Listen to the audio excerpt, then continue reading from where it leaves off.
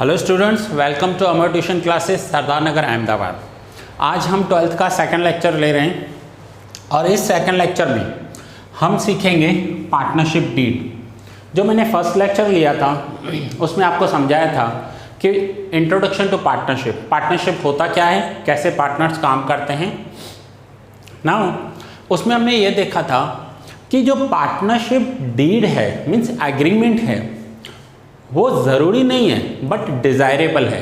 Desirable है means अगर partnership deed किया हुआ है तो फ्यूचर में होने वाले डिस्प्यूट जो हैं वो कम हो जाते हैं या फिर उन डिस्प्यूट का जो सॉल्यूशन होता है वो इजीली मिल जाता है। एग्जाम्पल के साथ समझते हैं कि जैसे पार्टनरशिप डीड जब बनाई जाती है तो उसमें पार्टनर्स का प्रॉफिट एंड लॉस लिखा जाता है। ये रहा पॉइंट नंबर 9 कि कौन सा पार्टनर कितना प्रॉफिट लेगा। अब एक साल के बाद डिस्प्यूट हुआ तो डीड में लिखा हुआ है कि कितना प्रॉफिट किस पार्टनर को लेना है। तो पार्टनरशिप एग्रीमेंट ज़रूरी नहीं है बट डिज़ायरेबल है, अगर हो तो अच्छा है। अब हम किसी के साथ पार्टनरशिप कर रहे हैं, हमने फाइनल कर लिया है कि हमें पार्टनरशिप करना है और हमें पार्टनरशिप एग्रीमेंट बनाना है, पार्टनरशिप डीड बनानी है।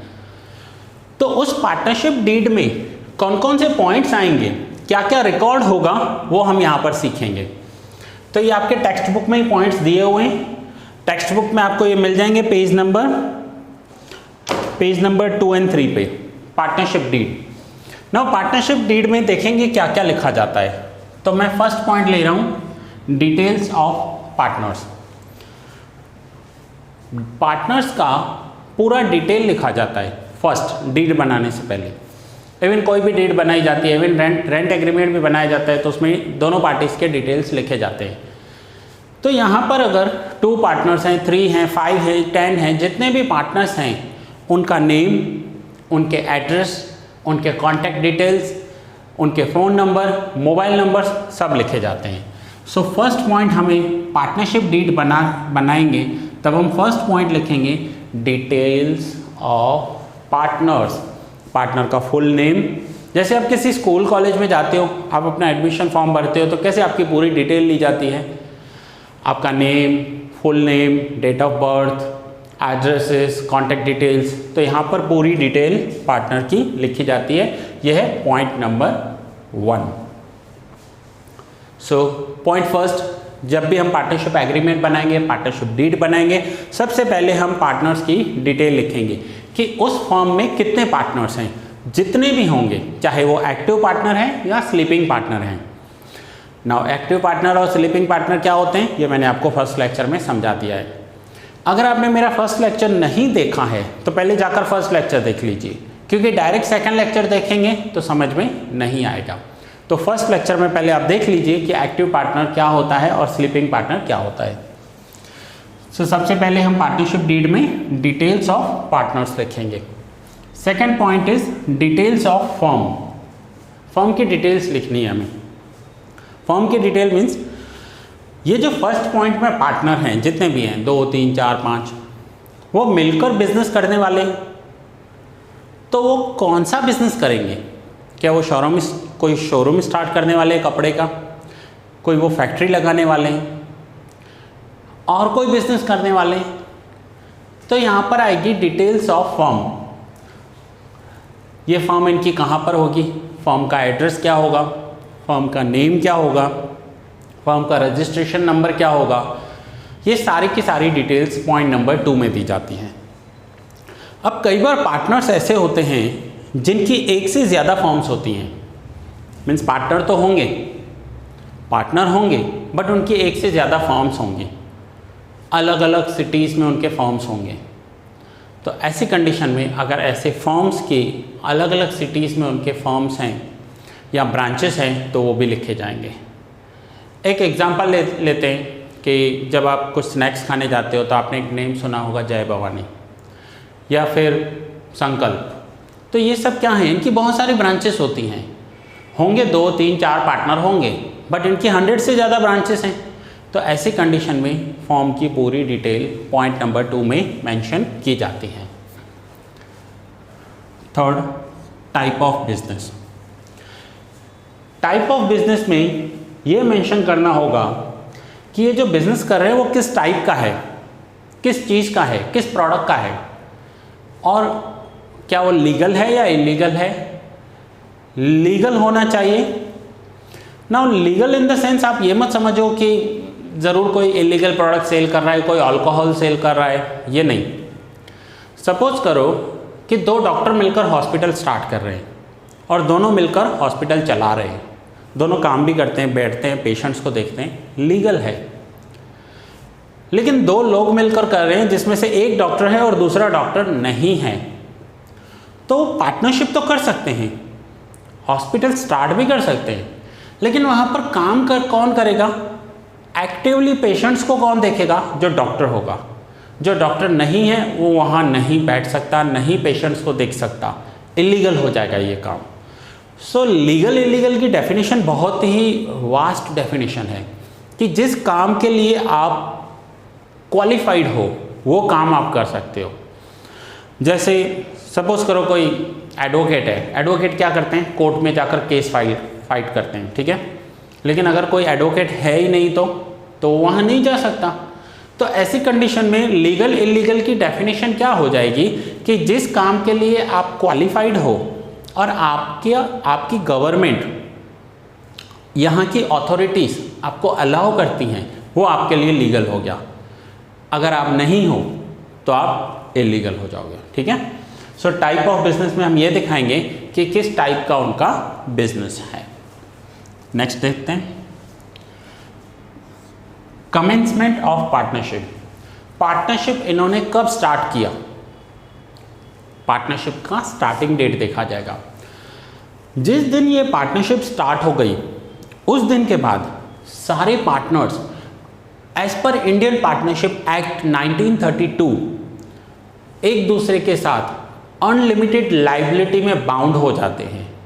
अनलिमिटेड लाइबिलिटी की मीनिंग क्या होती है कि जैसे तीन पार्टनर हैं, ए, बी एंड सी। अब ए ने कोई ऐसा एक्ट कर दिया बिजनेस में जिससे बहुत बड़ा लॉस हो गया, तो वो लॉस तीनों को भुगतना पड़ेगा। बी और सी उससे छूट नहीं सकते। ऐसा नहीं बोल सकते कि ये लॉस तो ए की गलती की वजह से हुआ है इसलिए बी और सी उसमें लॉस नहीं देंगे, ये लॉस तीनों को देना पड़ेगा। और दूसरी बात, सपोज करो कि ए के पास पैसे नहीं हैं लॉस देने के लिए, ए के पास पैसा नहीं है, तो बी और सी को अपनी पर्सनल प्रॉपर्टी बेच कर भी फर्म का लॉस पूरा करना है। इसे ही तो अनलिमिटेड लाइबिलिटी कहते हैं। तो जब भी किसी के साथ भी पार्टनरशिप करें, एग्रीमेंट किया, हम बाउंड हो गए उसके साथ, अनलिमिटेड लाइबिलिटी में बाउंड हो गए। सपोज करो मैं किसी के साथ पार्टनरशिप कर रहा हूँ और बिजनेस में लॉस हो गया और सामने वाला कैपेबल नहीं है लॉस देने के लिए, तो मुझे अपनी पर्सनल प्रॉपर्टीज बेचकर भी लॉस चुकाना पड़ेगा। सो ऐसी कंडीशन में कमेंसमेंट ऑफ पार्टनरशिप, पार्टनरशिप कब से स्टार्ट हो रही है हमें वो बताना होगा। Next point is capital. अब जैसे ए, बी और सी तीनों पार्टनर हैं, तो तीनों कितना कैपिटल लेकर आ रहे हैं वो यहाँ पर दिखाना होगा। पार्टनरशिप में ज़रूरी नहीं है कि सारे के सारे पार्टनर्स कैपिटल लेकर ही आए, ये ज़रूरी नहीं है। इसका एग्जाम्पल मैंने लेक्चर 1 में दिया था आपको कि ए और बी पार्टनर हैं, ए कैपिटल इन्वेस्ट कर रहे हैं लेकिन बी एक बहुत अच्छा कुक है और दोनों मिलकर एक रेस्टोरेंट स्टार्ट कर रहे हैं। पॉइंट ध्यान से समझिएगा, ए ने पैसा लगाया है और बी वहाँ काम करेगा क्योंकि बी एक बहुत अच्छा कुक है। बी ने पैसा नहीं लगाया बट दोनों पार्टनर्स हैं, दोनों पार्टनरशिप में बिजनेस कर रहे हैं। ऐसी कंडीशन में बी को एक्टिव पार्टनर कहा जाता है और जो सिर्फ पैसा लगाता है, काम नहीं करता है, उसे स्लीपिंग पार्टनर कहा जाता है। सो पॉइंट क्लियर हुआ आपका। यहाँ पर क्या होगा, कैपिटल मेंशन करनी होगी कि अगर 1, 2, 4 या 10 पार्टनर हैं भी तो किस पार्टनर ने कितनी कैपिटल बिजनेस में इन्वेस्ट की है वो यहाँ पर दिखाना ज़रूरी है। उसके बाद इंटरेस्ट ऑन कैपिटल। अब ये इंटरेस्ट ऑन कैपिटल क्यों रखा जाता है कि जैसे पार्टनर्स ज़्यादा से ज़्यादा कैपिटल इन्वेस्ट करें और ये इंटरेस्ट ऑन कैपिटल उन्हीं पार्टनर्स को मिलता है जिन्होंने बिजनेस में कैपिटल इन्वेस्ट किया है। जिन्होंने कैपिटल इन्वेस्ट नहीं किया है उन्हें नहीं मिलेगा। बट ध्यान से समझना पॉइंट को, इंटरेस्ट ऑन कैपिटल तभी मिलेगा पार्टनर्स को जब उनका पार्टनरशिप डीड में मेंशन किया हुआ होगा। जैसे कि ए, बी और सी हैं। ए ने 1 लाख रुपीस लगाए हैं, बी ने 2 लाख का कैपिटल दिया है और सी ने 3 लाख का कैपिटल दिया है, सपोज करते हैं। अब इनके पार्टनरशिप डीड में दिया हुआ है कि इंटरेस्ट ऑन कैपिटल 10% होगा, तो ए को 1 लाख का 10% मिलेगा, that means 10,000 rupees interest on capital मिलेगा। बी को 2 लाख पर 20,000 रुपीज़ मिलेंगे 10%, और सी को 3 लाख पर 30,000 रुपीज़ मिलेंगे। लेकिन सपोज कीजिए कि इन्होंने पार्टनरशिप डीड में ये पॉइंट लिखा ही नहीं है, ये पॉइंट लिखना भूल गए ये लोग, इन्होंने मेंशन नहीं किया है। तो ऐसी कंडीशन में ए, बी, सी तीनों को इंटरेस्ट ऑन कैपिटल नहीं मिलेगा। अगर पार्टनरशिप डीड में प्रोवाइडेड है तो मिलेगा, और अगर नहीं है तो नहीं मिलेगा। सो इंटरेस्ट ऑन कैपिटल लिखना ज़रूरी होता है अगर पार्टनर्स को इंटरेस्ट ऑन कैपिटल लेना है, और अगर नहीं है डीड में तो ज़ीरो इंटरेस्ट ऑन कैपिटल। ये पॉइंट्स आपको सम्स में ध्यान रखनी है। सम कैलकुलेट करने के लिए देंगे और वहाँ पर इंटरेस्ट ऑन कैपिटल होगा ही नहीं, तो नहीं कैलकुलेट करना है, लेकिन अगर दिया हुआ है तो कैलकुलेट करेंगे। Now next is drawings. अब ड्राइंग्स क्या है? तो ड्राइंग्स की डेफिनेशन आपको पता है कि जो पर्सनल एक्सपेंसेस के लिए पैसे विड्रॉ किए जाते हैं उसे ड्राइंग्स कहते हैं। अब जब सिंगल ऑनर होता है, एक अकेला मालिक, सोल प्रोप्राइटरशिप, तो वो तो पूरा के पूरे डिसीजंस उसके ही होते हैं, वो कितने भी ड्राइंग्स ले सकता है। बट पार्टनरशिप में ऐसा नहीं होता। पार्टनरशिप में ऐसा क्यों नहीं होता? पार्टनरशिप में ड्राइंग्स फिक्स की जाती हैं कि हर एक पार्टनर पर मंथ कितनी ड्राइंग्स करेगा। अगर ये फिक्स नहीं होंगी तो कुछ पार्टनर्स ज़्यादा पैसा विड्रॉ करेंगे और कुछ पार्टनर्स कम पैसा विड्रॉ करेंगे। इनइक्वलिटीज़ होंगी इनमें, हो सकता है आगे जाकर कोई डिस्प्यूट हो जाए। तो ऐसी कंडीशन में ड्राइंग्स अगर इनको लिख, मीन्स ये ज़रूरी नहीं है ड्राइंग्स का कॉलम, बट अगर हो तो डिस्प्यूट नहीं होगा। जैसे कि ए, बी और सी तीनों पार्टनर हैं और तीनों ने डिसाइड किया है कि 5,000 रुपीज़ पर मंथ विड्रॉ करने हैं, इससे ज़्यादा विड्रॉवल्स नहीं कर सकते। तो ये पॉइंट क्लियर हो गया। अब सपोज करो किसी मंथ में ए ने या बी ने, किसी भी एक पार्टनर ने डिमांड किया कि उसे 15,000 रुपीज़ चाहिए, तो बाकी के दो पार्टनर उसे बोल सकते हैं कि हमारा डीड में मेंशन किया हुआ है कि हम सिर्फ 5,000 पर मंथ ही विड्रॉ करेंगे, उससे ज़्यादा पैसा विड्रॉ नहीं करेंगे। तो ड्राइंग्स अगर हैं तो विड्रॉवल के जो डिस्प्यूट होते हैं पार्टनर्स में वो नहीं रहते। Next point number 8, interest on drawings. अब हमने इंटरेस्ट ऑन कैपिटल देखा, तो पार्टनर्स कैपिटल इन्वेस्ट करते हैं। तो इंटरेस्ट ऑन कैपिटल अगर मैं बोलूं फर्म के लिए तो ये हो जाएगा एक्सपेंस, फर्म का एक्सपेंस हो गया क्योंकि फर्म को देना है। लेकिन पार्टनर्स के लिए इंडिविजुअली देखें तो इनकम हो गई। किसी भी पार्टनर को फर्म में से इंटरेस्ट ऑन कैपिटल मिल रहा है तो वो उसके लिए इनकम है, बट फर्म के लिए एक्सपेंस है। नाउ आ जाइए इंटरेस्ट ऑन ड्राइंग्स देखते हैं। इंटरेस्ट ऑन ड्राइंग्स अगर पार्टनरशिप एग्रीमेंट में दिए हुए हैं तो कंसीडर करने हैं, और नहीं दिए हुए हैं तो नहीं लेने हैं। फिर से पॉइंट ध्यान से समझना, पॉइंट को ध्यान से समझिए। इंटरेस्ट ऑन ड्राइंग अगर पार्टनरशिप डीड में मेंशन किया हुआ है कि इनको इंटरेस्ट ऑन ड्राइंग्स 5% चार्ज करना है, तो जो पार्टनर जितना ज़्यादा पैसा विड्रॉ करेगा उसके ऊपर इंटरेस्ट ऑन ड्राइंग्स ज़्यादा कैलकुलेट होगा, और जो पार्टनर कम पैसा विड्रॉ करेगा उसे इंटरेस्ट ऑन ड्राइंग्स कम देना होगा। इंटरेस्ट ऑन ड्राइंग फर्म के लिए इनकम हो जाएगी और पार्टनर के लिए एक्सपेंस हो जाएगा। इंटरेस्ट ऑन ड्राइंग्स, पार्टनर ने पैसा विड्रॉ किया, जिसने ज़्यादा पैसा विड्रॉ किया है फर्म उससे इंटरेस्ट ले रही है। फर्म इंटरेस्ट ले रही है, फर्म को इंटरेस्ट मिल रहा है, फर्म के लिए इनकम हो गई, पार्टनर के लिए एक्सपेंस हो गया। सो इंटरेस्ट ऑन ड्राइंग्स अगर दिया हुआ है तो लेना है, नहीं दिया हुआ है तो नहीं लेंगे। देखिए ये सब डीड होगी तो डिस्प्यूट नहीं होंगे, लेकिन 1 साल के बाद एक पार्टनर बोलेगा नहीं इंटरेस्ट ऑन ड्राइंग्स लेने हैं, दूसरा बोलेगा नहीं लेने हैं। एक बोलेगा 5% लेना है, दूसरा बोलेगा 10% लेना है। सो मच बेटर क्या होगा कि अगर उनका डीड बना हुआ है, कंडीशंस पहले से ही फिक्स किए गए हैं, तो उसमें डिस्प्यूट होने के चांसेस कम हो जाते हैं। 9th point, most important point, distribution of profit and loss. जितने भी पार्टनर्स होते हैं जो प्रॉफिट या लॉस डिस्ट्रीब्यूट करते हैं वो ज़रूरी नहीं है कि एक जैसा हो। एक जैसा हो मीन्स एग्जाम्पल के साथ समझते हैं। सपोज कीजिए मैं परसेंटेज में बता रहा हूँ ए एंड बी 2 पार्टनर्स हैं।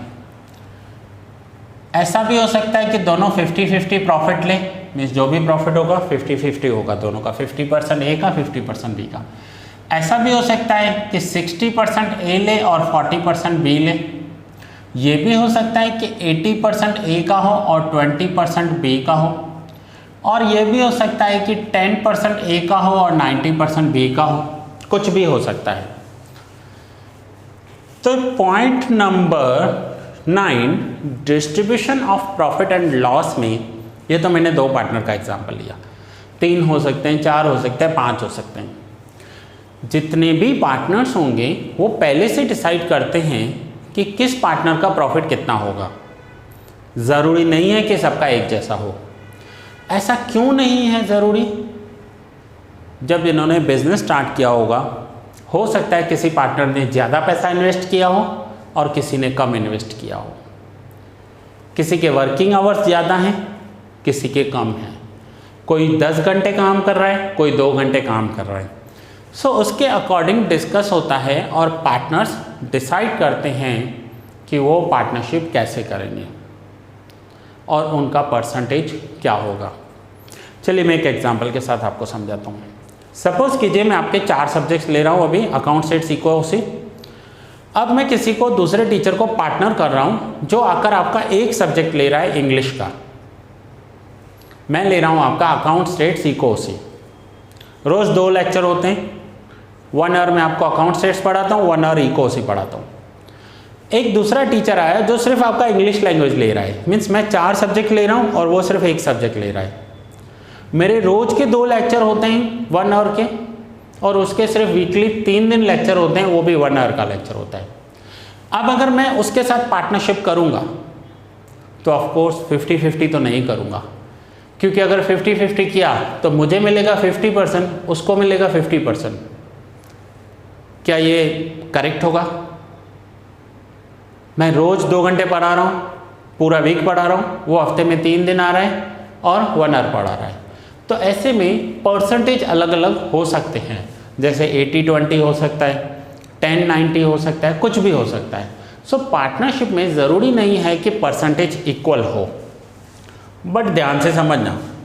सपोज़ कीजिए किसी के साथ पार्टनरशिप किया हमने और ये पॉइंट हमने नहीं डिस्कस किया, उसके साथ प्रॉफिट एंड लॉस डिस्कस नहीं किया। अब 1 साल पूरा हो गया, हमें लग रहा है कि मुझे 60% मिलना चाहिए, उसे 40 मिलना चाहिए, लेकिन उसको लग रहा है कि उसको ज़्यादा मिलना चाहिए, मुझे कम मिलना चाहिए। ऐसे में डिस्प्यूट हो गया और मैटर गया कोर्ट में। कोर्ट क्या करेगी?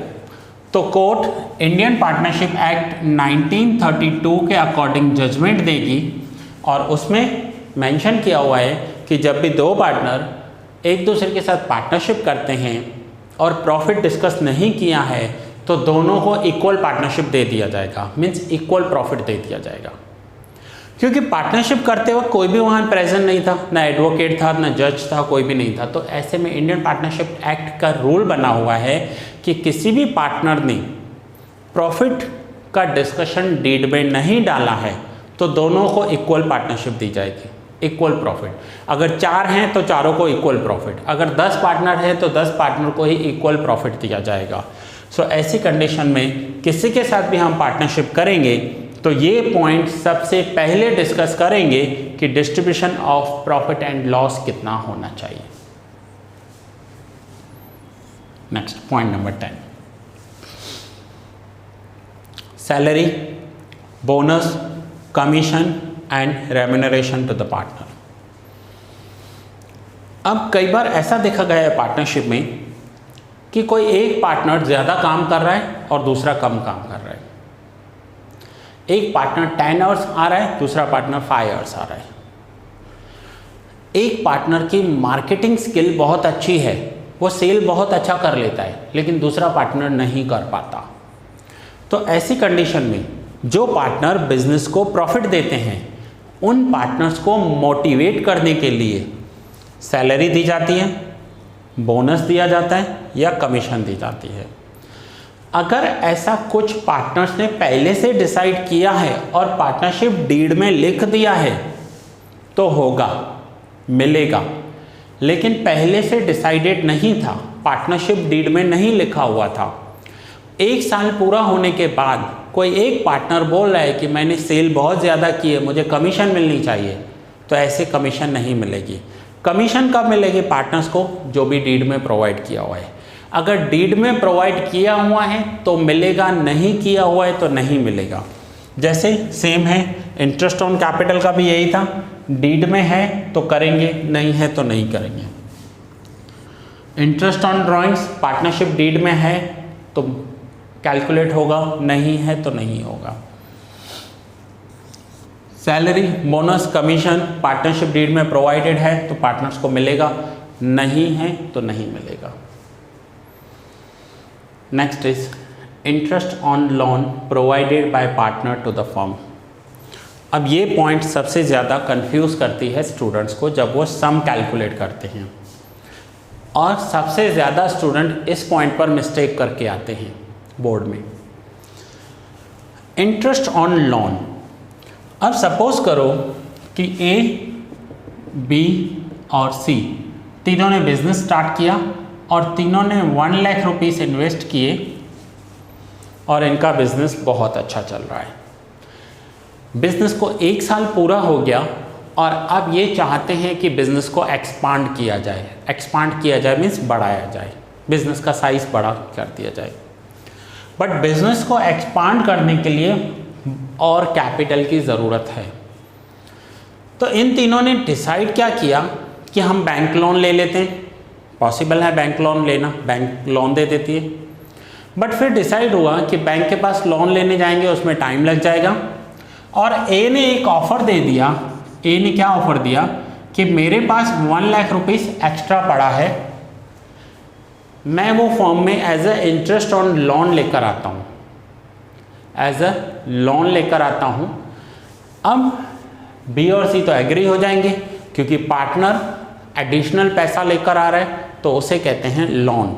लोन की मीनिंग होती है कि उधार पर पैसा दे रहा है। ए का कैपिटल 1 लाख है, बाकी का जो 1 लाख है वो लोन है।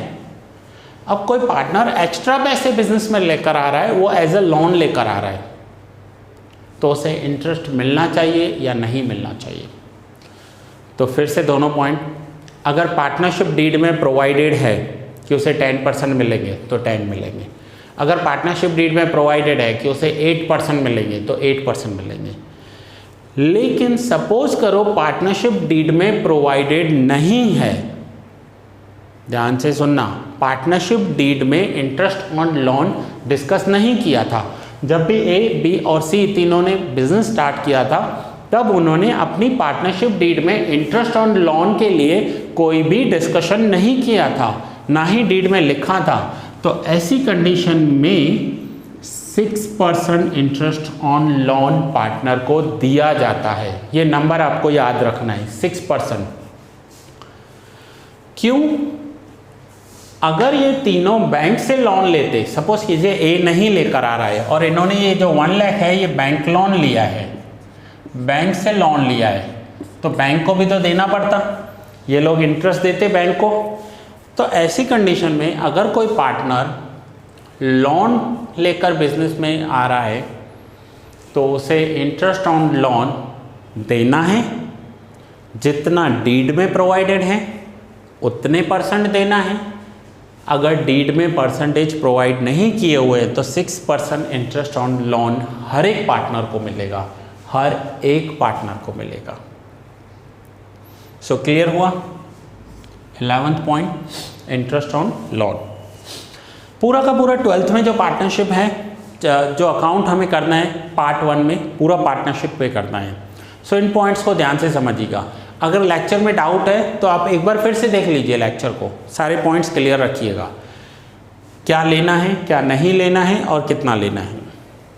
Next point number 12, goodwill. अब गुडविल क्या होती है कि जैसे ए, बी और सी ये तीनों पार्टनर हैं, इन्होंने बिज़नेस स्टार्ट किया और बिज़नेस बहुत अच्छा चल रहा है, बिज़नेस बहुत अच्छा चल रहा है, इनका मार्केट में एक अच्छा नेम फेम हो गया है। अब किसी दूसरे पार्टनर को इनको ऐड करना है। पॉइंट ध्यान से समझना क्योंकि 12 और 13 अब दोनों एक साथ होंगे। अब ए, बी और सी तीनों पार्टनर हैं और अब एक और नया पार्टनर ये लोग लेकर आ रहे हैं जो है डी। अब डी को क्यों लेकर आ रहे हैं? हो सकता है इन्हें ज़्यादा कैपिटल की ज़रूरत हो तो पार्टनर को ऐड किया जाता है। अगर बिजनेस में ज़्यादा कैपिटल की ज़रूरत होती है तो पार्टनर को ऐड किया जाता है। एडमिशन ऑफ पार्टनरशिप जिसे कहते हैं, इसका पूरा चैप्टर है आपको 12th में पार्ट 1 में। तो जब न्यू पार्टनर को ऐड किया जाता है तो डी अपने साथ कैपिटल लेकर आएगा, क्योंकि ये तीनों बिजनेस ऑलरेडी कर रहे हैं, इन्होंने ऑलरेडी कैपिटल इन्वेस्ट किया है। अब डी आ रहा है। डी को बेनिफिट क्या है कि उसे आते ही मेहनत नहीं करनी पड़ेगी। जब भी हम न्यू बिजनेस स्टार्ट करते हैं ना तो उसे जमाने में टाइम लग जाता है, बट ए, बी और सी कुछ टाइम से कर रहे हैं और उनका मार्केट में बहुत ही अच्छा नेम फेम है।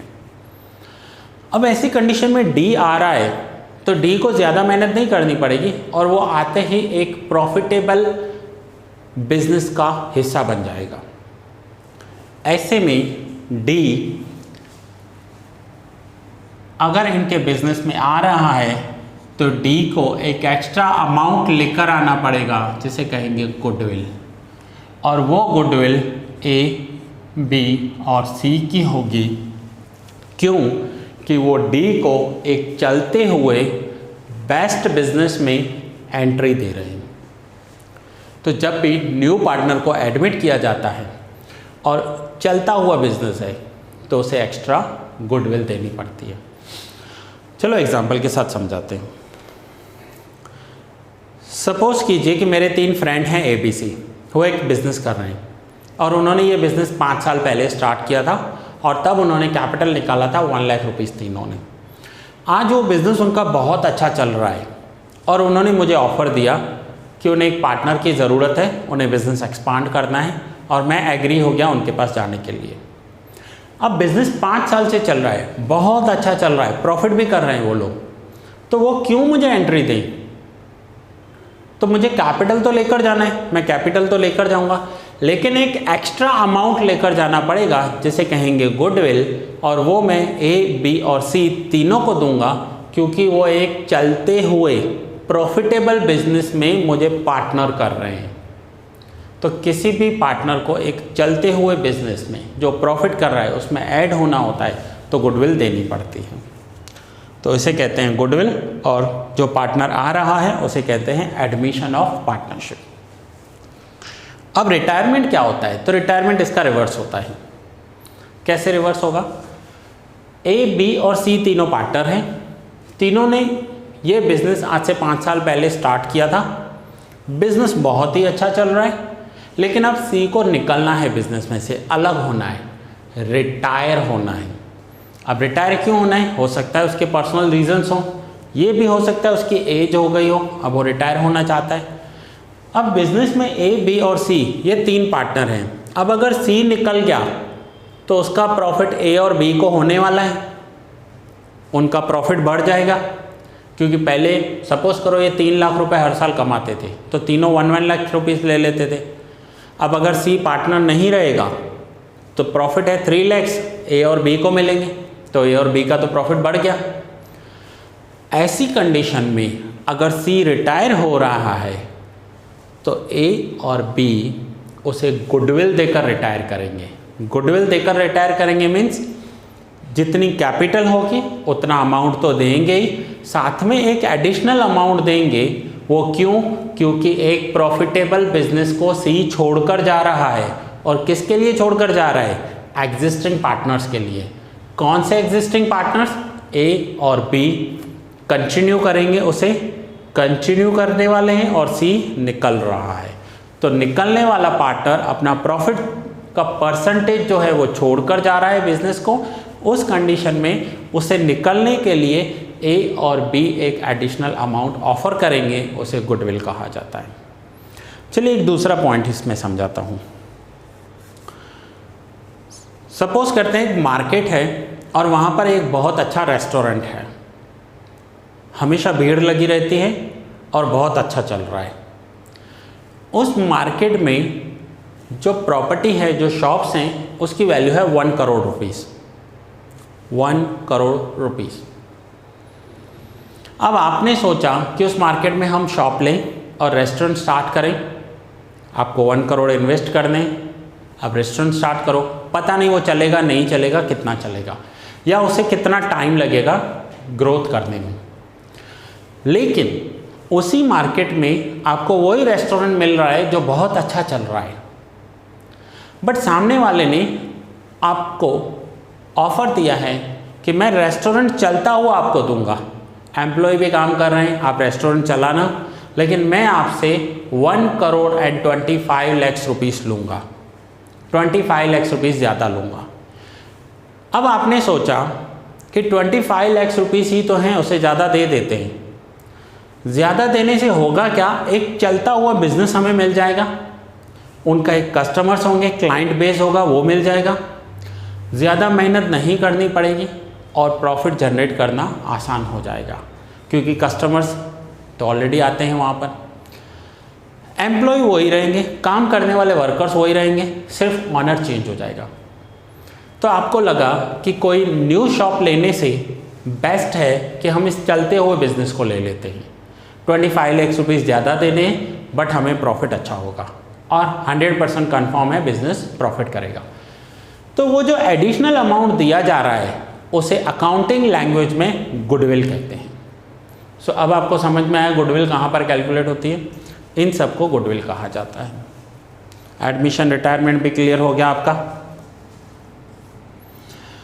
नाउ एडमिशन में क्या होता है कि 2 पार्टनर हैं, तीसरा ऐड हो रहा है, 3 है तो चौथा ऐड हो रहा है, उसे एडमिशन कहेंगे। रिटायरमेंट में क्या होगा कि 3 पार्टनर हैं, एक निकल गया, उसे कहते हैं रिटायरमेंट। एडमिशन का पूरा चैप्टर है, रिटायरमेंट का भी पूरा चैप्टर है आपके कोर्स में, 12th में ही है। Now last is dissolution. Dissolution word की मीनिंग ध्यान से समझो। डिसोल्यूशन मीन्स डिसॉल्व हो जाना। डिसॉल्व होना मीन्स फॉर्म को बंद कर देना। अब यहाँ पर एडमिशन या रिटायरमेंट में क्या होता है कि 3 पार्टनर हैं, एक रिटायर हो गया, निकल गया, बाकी 2 पार्टनर फॉर्म को चलाएंगे। फॉर्म का बोर्ड भी वही रहेगा, नेम भी वही रहेगा, सिर्फ 3 में से 2 पार्टनर हो जाएंगे, उसे कहेंगे retirement of partnership. But dissolution of form में क्या होगा, जो तीनों पार्टनर होंगे वो तीनों अलग हो जाएंगे, फॉर्म को ही डिसॉल्व कर देंगे, मीन्स हमेशा हमेशा के लिए फॉर्म को बंद कर देंगे, उसे कहते हैं dissolution of the form. Retirement में ध्यान से समझना, 3 पार्टनर हैं, एक निकल गया, 2 पार्टनर कंटिन्यू हैं, बिजनेस चलता रहेगा, फॉर्म चलती रहेगी, उसे कहेंगे रिटायरमेंट। डिसोल्यूशन में 3 पार्टनर हैं, तीनों के तीनों अलग हो गए, फॉर्म बंद हो गई, हमेशा हमेशा के लिए फॉर्म क्लोज कर दी गई, उसे कहेंगे डिसोल्यूशन। इन तीनों के चैप्टर्स हैं, एडमिशन, रिटायरमेंट एंड डिसोल्यूशन। आप इंडेक्स में देख लीजिए, आपको पता चल जाएगा। जब भी हम किसी के साथ पार्टनरशिप करेंगे तो पार्टनरशिप डीड में ये सारे पॉइंट्स लिखना डिज़ायरेबल है, आगे के डिस्प्यूट कम हो जाते हैं। ये मैंने आपको आज समझाया पार्टनरशिप डीड। कल हमने इंट्रोडक्शन लिया था। नेक्स्ट लेक्चर में हम और आगे बढ़ेंगे एंड स्लोली सम स्टार्ट करेंगे। अगर आपके पास बुक्स अभी भी अवेलेबल नहीं है तो जितना जल्दी हो सके बुक्स ले लीजिए, ताकि जब मैं सम्स करवाऊँ तो टेक्स्ट बुक आपके सामने होना चाहिए। That's it. ये वीडियो आप अपने फ्रेंड्स के साथ शेयर कर सकते हो। अगर कोई क्वेश्चन है तो आप डिस्क्रिप्शन में कमेंट्स में पूछ लीजिए, मुझसे कमेंट कीजिए, मैं आपको रिप्लाई भी करूँगा। कोई डिटेल चाहिए तो डिस्क्रिप्शन में मिल जाएगी। Thank you very much. मिलते हैं नेक्स्ट लेक्चर में।